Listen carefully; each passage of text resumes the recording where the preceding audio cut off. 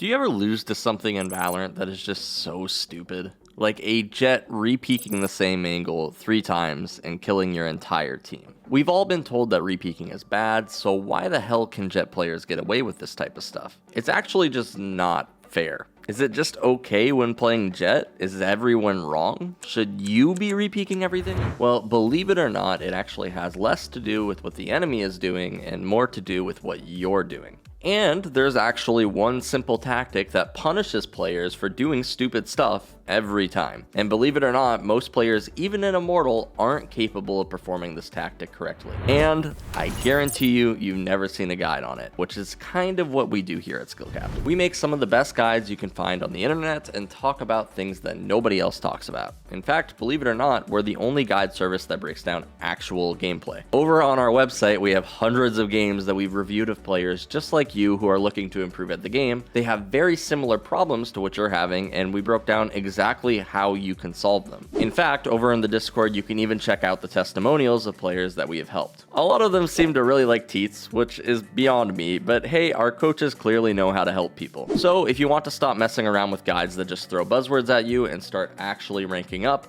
then SkillCapped is your place to go. Other than that, let's show you exactly what you're missing out on. I'm going to break down a few clips for you, and then I'm going to ask you what they all have in common. Think about it for a bit, try to guess what the master tactic I'm going to tell you about is, and then remember I mentioned before, I can guarantee you that you've never heard another channel talk about this. For this first clip, we have Sova. He's an A main on Ascent, and the enemy team decided to do a 3-1 split on A. They sent 3 players through Tree, and Omen went through A main. Sova ends up finding a kill onto the Omen, but takes some damage in the process. After he picks up this Omen kill, he throws down a shock dart, anticipating the attackers to push him to trade out the kill. Nevertheless, the attackers do not push him, his teammates rotate in, and eventually they retake the site together. Pretty basic play, nothing too crazy. Let's look at the next clip. In the next clip, we're taking a look at an Astra player. They're on Pearl and currently in a 1v3. At the start of the clip, they pick up a kill onto the enemy Fade, and then they start to clear each individual angle, knowing that Chamber is probably holding them with an operator because of his ultimate. Luckily, they guess the correct angle and are able to take up the Chamber, and now they are in a 1v1 with the enemy Viper, who just planted the spike. The Astra player backs up into Secret to isolate her angles for a moment, and then slowly starts to push, finding the Viper backside and landing the kill.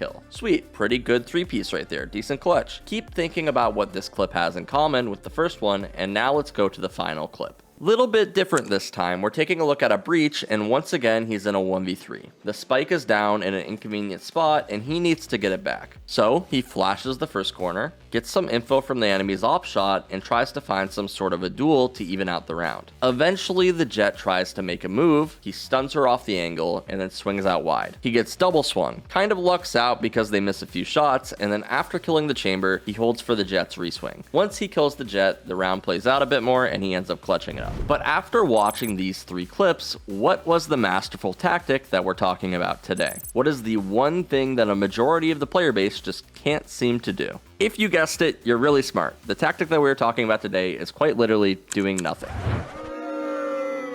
Come on guys, stick with me. Let's go back into the first round. The enemy team pushed almost entirely through Tree. This is a bad idea. Why is it bad though? Well, it's only bad because they're not going to have a main control. So it's going to make it difficult to hold during post plants if the defenders pushed it. Of course, Omen came to clear it out, but unfortunately he lost the gunfight, so the attackers ended up in a really awkward predicament when they were stuck on site and had no map control. But the part I want to emphasize here is that what the attackers did was only bad if this Sova stays alive.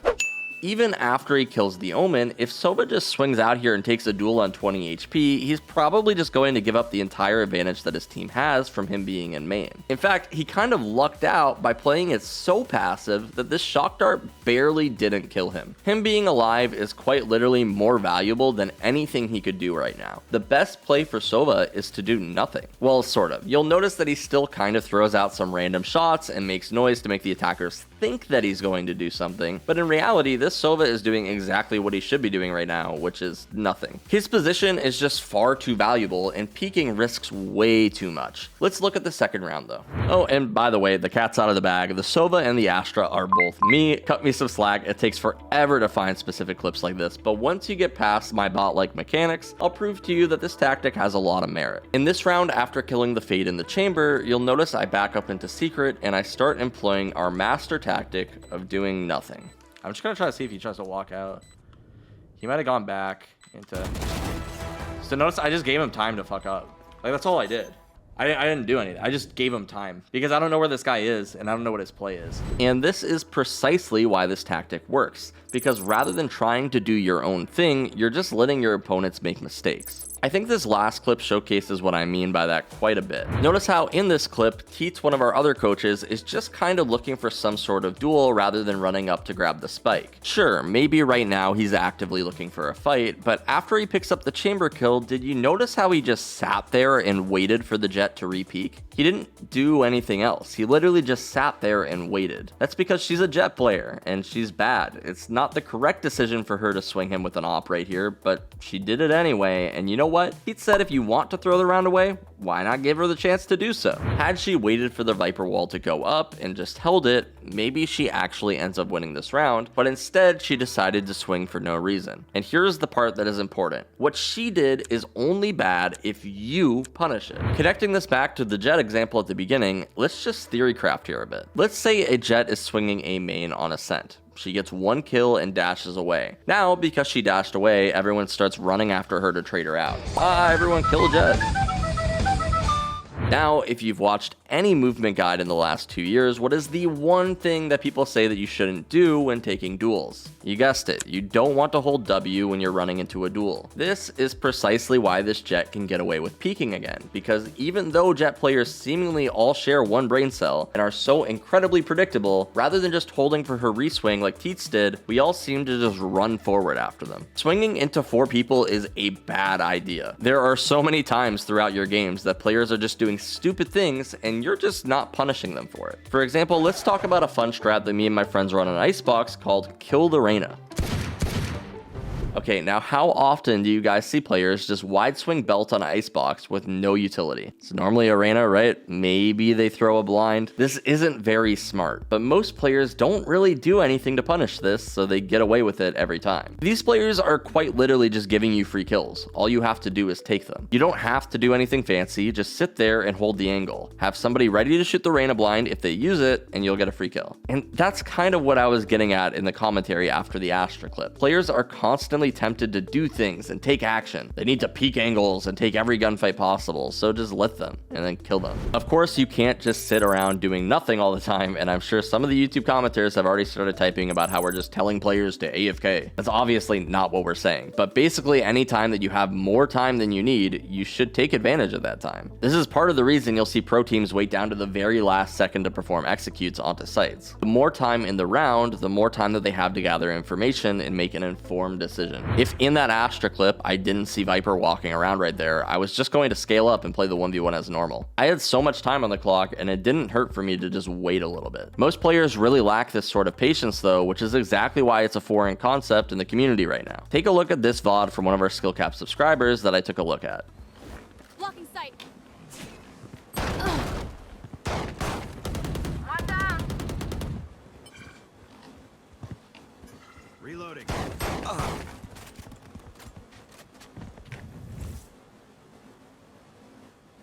Cutting their vision. My ult's ready. Enemy spotted. A. Reloading. Cutting their vision.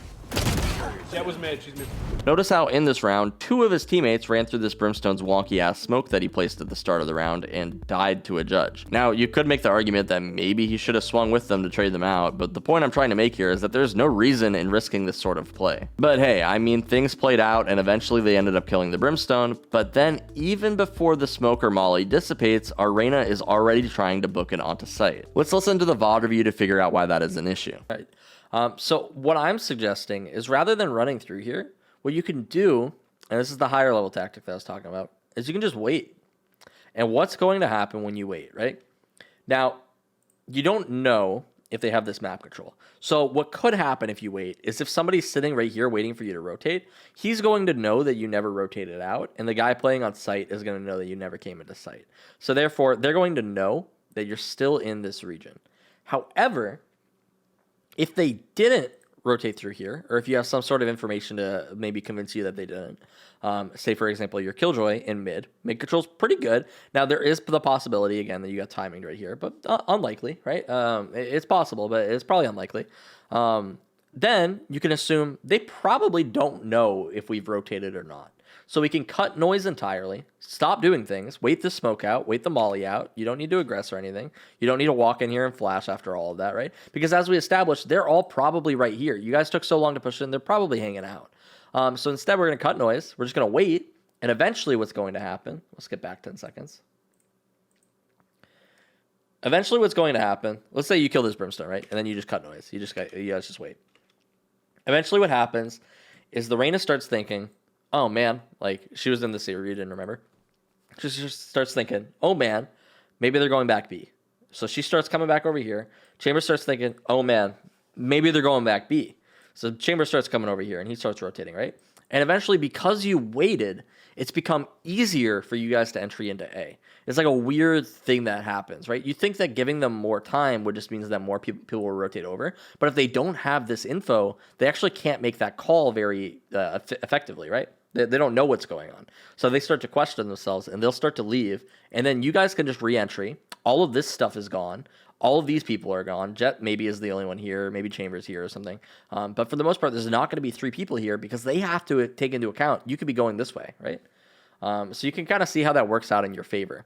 I hope that makes sense for you because I think that this is really beneficial in lower ranks because you're trying to rush yourself into like an area where it's just probably unlikely that you're going to like make anything happen, right? Once all this stuff is done, you guys you took a while to do it anyway. You can just cut noise and you can like re-hit, right? But when you try to walk in, you're like jumping up and throwing a smoke. As I mentioned in the VOD, there is a massive amount of value that can actually be gained by doing nothing, because the more time that goes by, the more time that players have to second guess themselves. Everyone has this sort of productivity mindset to always be doing things at every second, not only in the game, but in real life too. And I'm not going to get philosophical on you guys, but weirdly enough, sometimes taking longer to do things can actually be better. Because, and I said this plenty of times in my Road to Diamond course, if you guys give bad players the opportunity to make mistakes, they will take that opportunity. To finish it up in this video, I actually had a funny thought that I wanted to share with you guys. I think this is a little silly, but it does have some truth to it, and maybe it helps people understand what I'm saying a bit more, so I figured I'd share it anyway. Let's say when playing the game in gold, players have a 50% chance when making decisions to make a bad decision. Now let's say throughout the course of a clutch, they make 4 different decisions. That means that throughout that clutch, they will make 2 bad decisions. Bad decisions basically being something that the enemy team could punish if they realize that they made this choice. Alright, now let's say for example, those same gold players decide to do nothing. They just cut their bad decisions from 2 down to 0. You can't fail if you don't try, am I right? Obviously this is a bit silly, you're going to have to do things eventually, but you could recognize that good players see the game a lot differently than you. When you're new to games, there's always just a ton of stimuli that make that game feel like it's a lot faster paced than it actually is. But consistently, as I've gotten better at really any game, I've realized how they start to slow down. When you take a look at a 2v1 I had the other day, you'll notice that I might as well be AFK. Gotcha, I'm waiting. Swarm grenade out. Swarm grenade out. Placing sentry. Pulling them in. The reason for this is because we're in a 2v1 and we currently have 2 Killjoy Mollies and an Astra Star on the spike. The only way that this enemy jet can win the round is if we peek her. I'm not even peeking for info, I just don't need to. I know that our utility is going to get her off the spike, so the only thing I'm worried about is her potentially pushing us. But even if she pushes us, she's probably going to be too far away from the spike to even have time to defuse. So the only way that she can really win this round is if we try to do something. The more you learn about what is important, the easier it is to actually slow down the game. It is worth mentioning though that this lack of knowledge can actually affect players in the exact opposite way. If you've ever seen a player trying to retake site but not giving themselves nearly enough time to even defuse the spike, you know exactly what I'm talking about. It's all about building up that internal clock and learning how to manage your time appropriately. You basically just have to learn when you have to make decisions quickly and when you might have a bit more time to think about it. Speaking of managing your time though, if you're looking to save time, boy have I got the thing for you. If you've been grinding Valorant for hours upon hours, you probably are just wishing that you were good at the game already. Luckily, over at SkillCapped, our coaches have already gone ahead and put in thousands of hours into the game making mistakes so that you don't have to. This video is just a glimpse of what we have to offer. The other coaches and I at SkillCapped all have gone ahead and basically shared all of our secrets with you so that you can skip the part where you're trash at the game and get to the part where you can impress your friends. I mean, at the end of the day, that's what most of us want, just not to suck at the game. That's why we take a look at real games like we did in this video and break down all the little things that you could be doing to improve your play. Not only that, but we upload all of the VODs we do to the website so that you can learn from players just like you. As I mentioned earlier, this is a feature that no other service offers, which I think is a complete steal. I've personally used our Smurf commentaries on both the WoW site and the League site, and they've been incredibly helpful for me trying to learn those games from a low rank perspective. For example, in League of Legends, I learned that at around 100 stacks on Nasus, I can quite literally just ghost and run players down. And in World of Warcraft, I learned that I can one-shot players with this very simple combo as Elemental. If you don't play either of those games, I probably just said a lot of random things, but I wanted to mention them because I think that these two very little things that I learned in literally less than an hour of using this service have really made all of the difference in my enjoyment in the games. I don't know about you guys, but I hate it when I suck at games, and literally just by watching one Smurf commentary from each game, I was able to learn new tactics that helped me absolutely stomp players in my rank, which made the games infinitely more fun. So hey, if you want to have fun in Valorant, or maybe you don't want to have fun and just want to hit Radiant, we could help you with that. Check it out, link in the description below. As always though, we here at SkillCapped want to thank you all for watching, and we'll catch you in the next one.